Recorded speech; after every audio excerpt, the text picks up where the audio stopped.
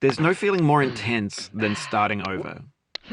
If you deleted your homework the day before it was due, as I have, or if you left your wallet at home and you have to go back after spending an hour in the commute. If you won some money at the casino and then put all your winnings on red but it came up black. If you got your best shirt dry cleaned before a wedding and then immediately dropped food on it. If you won an argument with a friend and then later discovered that they just returned to their original view. Starting over is harder than starting up. If you're not ready for that, like if you've already had a bad day, then what you're about to go through might be too much. Feel free to go away and come back. I'll be here. Alright, thanks for coming with me on this trip. I'll understand if you have to take a break at any point. Just find a safe place to stop and quit the game. Don't worry, I'll save your progress, always. Even your mistakes.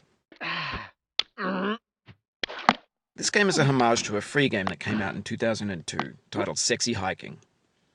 The author of that game was Jazzuo, a mysterious Czech designer who was known at the time as the father of B games.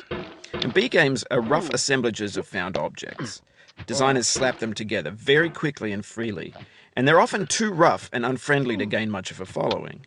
They're built more for the joy of building them than as polished products. In a certain way, Sexy Hiking is the perfect embodiment of a B game. It's built almost entirely out of found and recycled parts, and it's one of the most unusual and unfriendly games of its time. In it, your task is simply to drag yourself up a mountain with a hammer. And that act of climbing, in the digital world or in real life, has certain essential properties that give the game its flavor. No amount of forward progress is guaranteed. Some cliffs are too sheer or too slippery. And the player is constantly, unremittingly in danger of falling and losing everything. Anyway, when you start Sexy Hiking, you're standing next to this dead tree that blocks the way to the entire rest of the game. It might take you an hour to get over that tree, and a lot of people never got past it. You prod and you poke at it, exploring the limits of your reach and your strength, trying to find a way up and over. And there's a sense of truth in that lack of compromise. Most obstacles in video game worlds are fake. You can be completely confident in your ability to get through them once you have the correct method or the correct equipment or just by spending enough time. In that sense, every pixelated obstacle in Sexy Hiking is real. The obstacles in Sexy Hiking are unyielding, and that makes the game uniquely frustrating. But I'm not sure Jazzuo intended to make a frustrating game. The frustration is just essential to the act of climbing, and it's authentic to the process of building a game about climbing. A funny thing happened to me as I was building this mountain. I'd have an idea for a new obstacle, and I'd build it, test it, and it would usually turn out to be unreasonably hard. But I couldn't bring myself to make it easier. It already felt like my inability to get past the new obstacle was my fault, as a player rather than as a builder. Imaginary mountains build themselves from our efforts to climb them, and it's our repeated attempts to reach the summit that turns those mountains into something real. When you're building a video game world, you're building with ideas, and that can be like working with quickset cement. You mold your ideas into a certain shape that can be played with, and in the process of playing with them, they begin to harden and set until they're immutable, like rock. And at that point, you can't change the world. Not without breaking it into pieces and starting fresh with new ideas.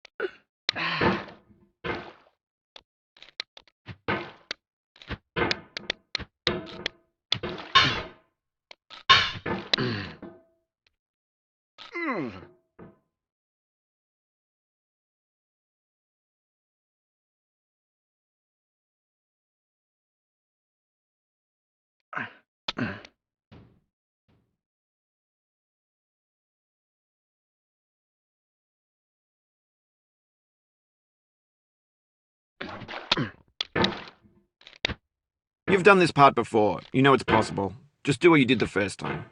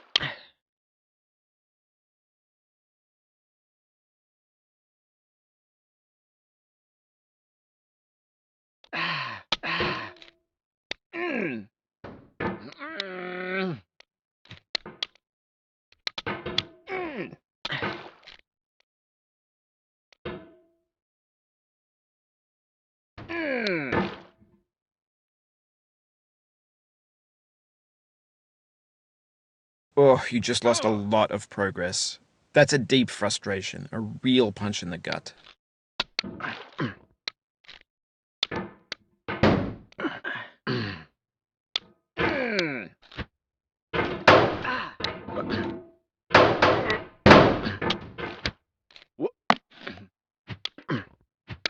No. Oof, sorry about that.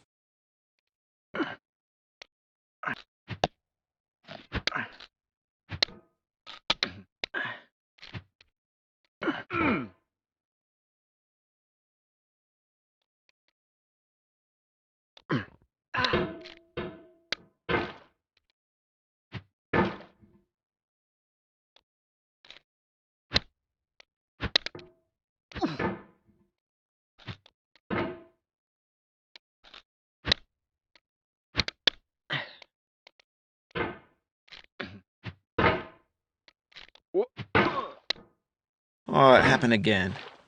Keep on trying. Don't let it get to you.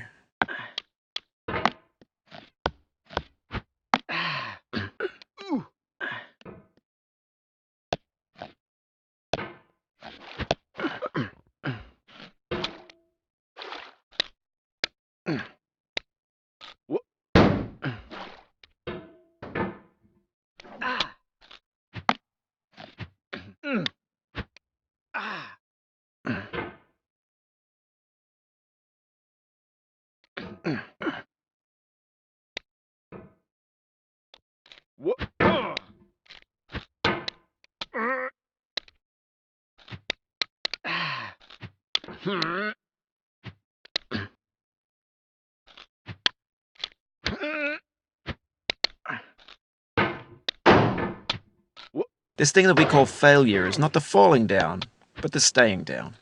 Mary Pickford.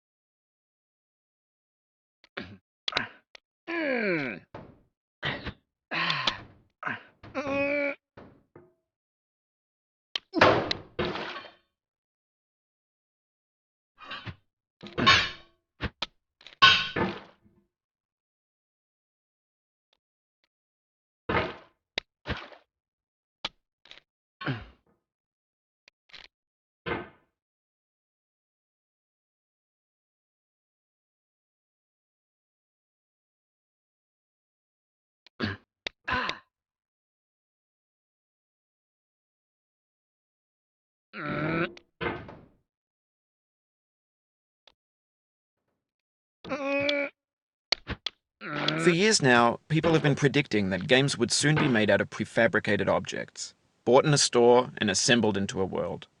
And for the most part, that hasn't happened, because the objects in the stores are trash. I don't mean they look bad or that they're badly made, although a lot of them are. I mean they're trash in the way that food becomes trash as soon as you put it in the sink. Things are made to be consumed and used in a certain context, and once the moment is gone, they transform into garbage. In the context of technology, those moments pass by in seconds. Over time, we've poured more and more refuse into this vast digital landfill that we call the internet. It now vastly outnumbers and outweighs the things that are fresh and untainted and unused. When everything around us is cultural trash, trash becomes the new medium, the lingua franca of the digital age. You can build culture out of trash, but only trash culture. B games, B movies, B music, B